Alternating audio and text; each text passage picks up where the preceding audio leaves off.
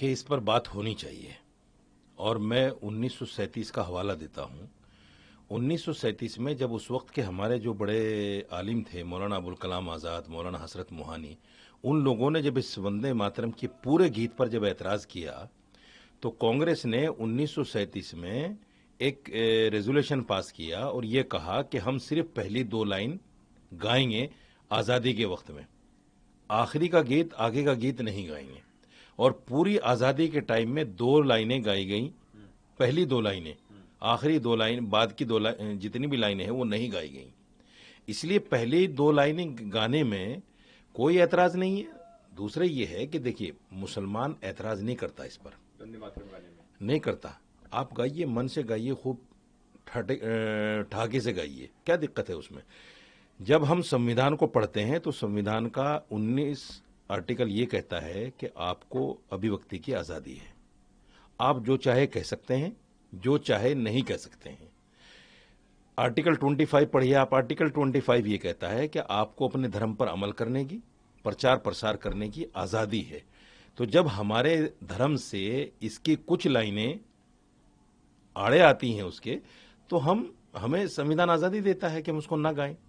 Plus supreme court ने यह कहा है कि अगर कोई आदमी राष्ट्रगान के लिए भी ना खड़ा हो, राष्ट्रगान तो राष्ट्रगीत से बड़ा है, राष्ट्रगान के लिए भी अगर ना खड़ा हो तो उसको देशद्रोही नहीं कह सकते आप, ये सुप्रीम कोर्ट कह रहा है। तो सुप्रीम कोर्ट और संविधान मिलाकर अगर देखें तो ये जो हो रहा है ना, मैंने परसों एक वीडियो देखी कि एक 64 साल के आदमी से सफेद दाढ़ी उसकी, और कुछ नफरती चिंटू ये कह रहे हैं कि वंदे मातरम गाओ। उसने कहा नहीं, मैं तो नहीं गाऊंगा। इस पर झगड़ा जो लोग कर रहे हैं वो संविधान, कानून, सुप्रीम कोर्ट की अवहेलना कर रहे हैं, उनके खिलाफ कार्रवाई होनी चाहिए। जहां तक पहली 2 लाइनों की बात है तो साजिद रशीदी भी गा सकता है, क्या क्या हर्ज उसके गाने में। वंदे मातरम सुजलाम सुफलाम मिले यज शीतलाम, मैं गा रहा हूं उसको, फख्र के साथ गाऊंगा, क्योंकि हमने आजादी में भी गाया है। ये एक सूत्र में बांधने का एक नारा था। तो कुछ लोग इसका विरोध क्यों करते हैं, वंदे मातरम नहीं गाएंगे, हमारे लिए कुछ और है, ऐसा क्यों करते हैं? देखिए, इसमें आगे की जो लाइनें हैं उसमें मुल्क को, धरती को एक देवी बताया गया है और ये कहा गया है कि तू ही हमारे दुख हरण करेगी, तू ही हमें नफे नुकसान पहुंचाएगी।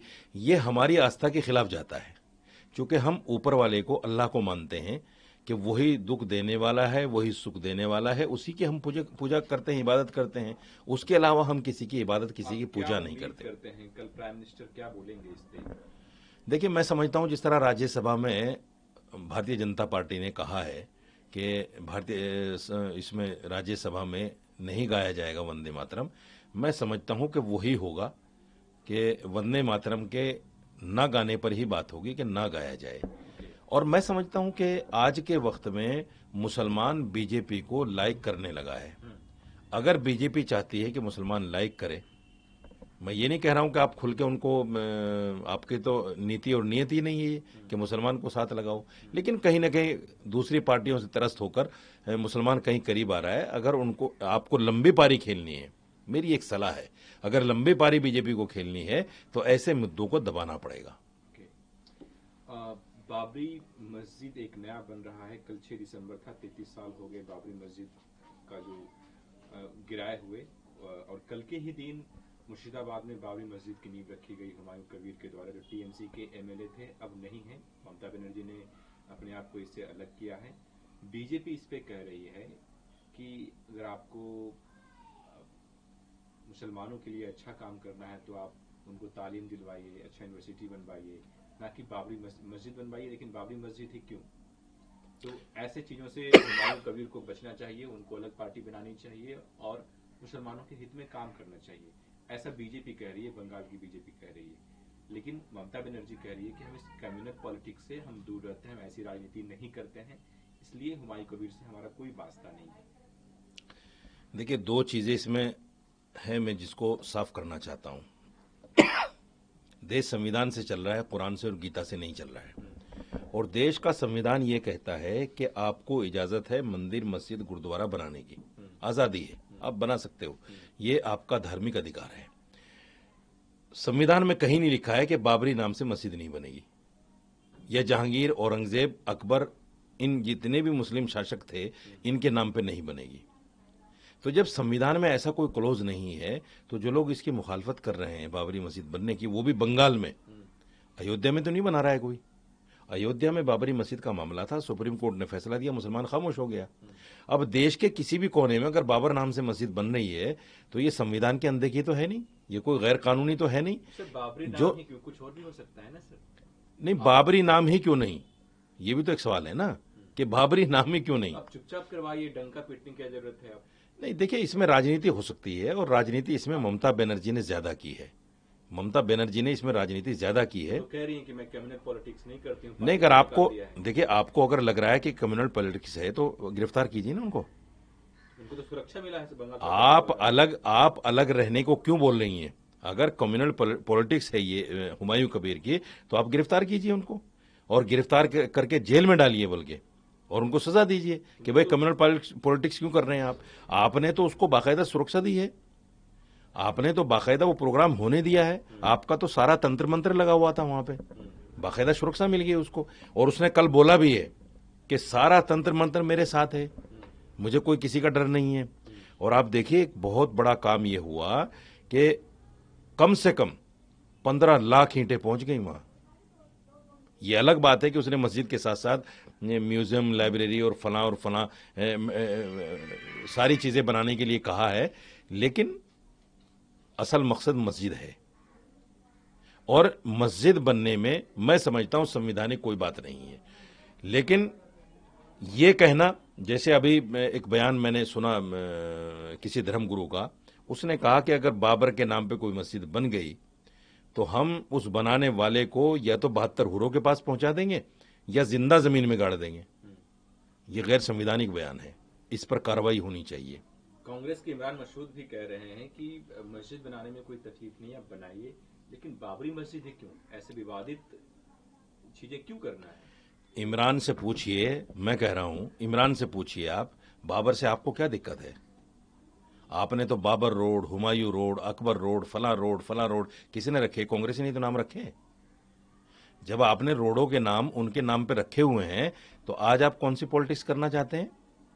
हिंदू वोट लेने के लिए इतना गिर जाओगे कि आप कह दोगे कि बाबर के नाम पे मस्जिद नहीं होनी चाहिए? ये तो मुसलमानों को धोखा देने वाली बात है। मुसलमान आपको वोट दे रहा है और मुसलमानों को आप आईना दिखाने का काम कर रहे हो। आप उनसे पूछिए कि बाबर रोड क्यों रखा था नाम कांग्रेस ने, क्या जवाब है उनके पास? कोई जवाब नहीं है। इसलिए कांग्रेस को, कांग्रेस के आला कमान को संज्ञान लेना चाहिए उनके इस बयान का।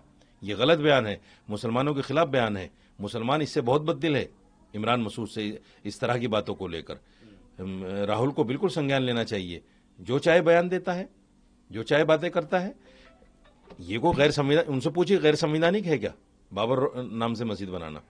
अगर कोई कह देगा कि इमरान के नाम नहीं होना चाहिए, तो क्या आप उसको कह देंगे कि भाई ये तो इमरान जो है ऐसा नाम है कि इस पर कंट्रोवर्सी हो रही है, मत कीजिए कुछ? ओके। अब सर, हैदराबाद में भी एक मुस्लिम संगठन ने म्यूजियम बनाने की मांग की है, जो 33 वर्ष हो गए हैं बाबरी मस्जिद को गिराए हुए, उसके ऊपर और तमाम बाबर के ऊपर। इसको आप कैसे देख रहे हैं?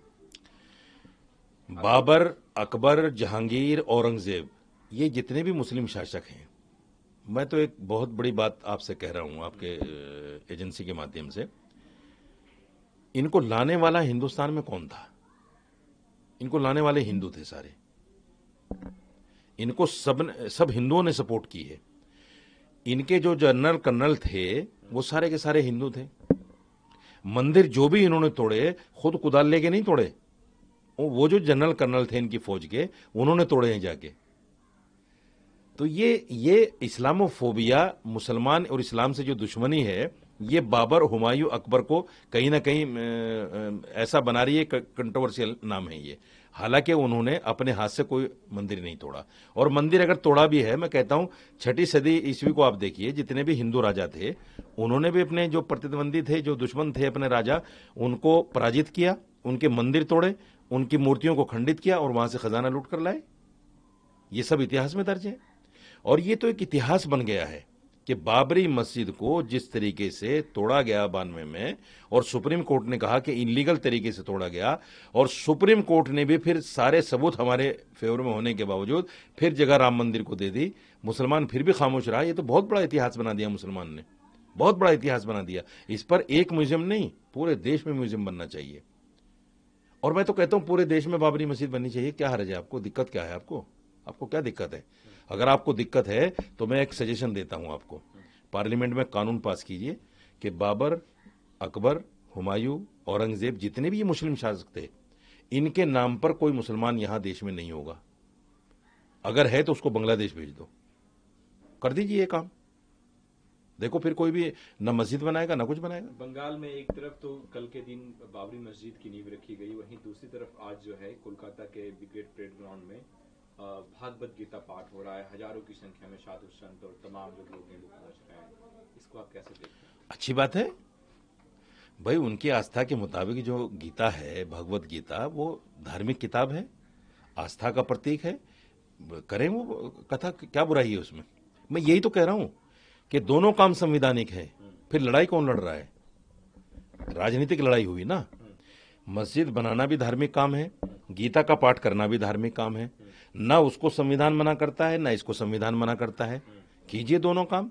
मैं कहता हूं 5 लाख क्यों, 10 लाख होने चाहिए। जब 80 करोड़ है मुसलमान, वो हिंदू देश में, तो सिर्फ 5 लाख क्यों पहुंचे?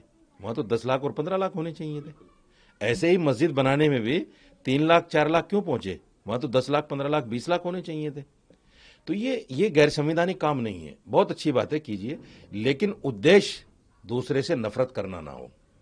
मस्जिद बनाने में भी और गीता का पाठ करने में भी अगर उद्देश्य आपका नफरत करना है और आप किसी की चिढ़ में, किसी की खीज में ऐसा काम कर रहे हैं, तो भगवान खुश नहीं होगा, अल्लाह खुश नहीं होगा, सब खत्म हो जाएगा, सारी मेहनत पे पानी फिर जाएगा।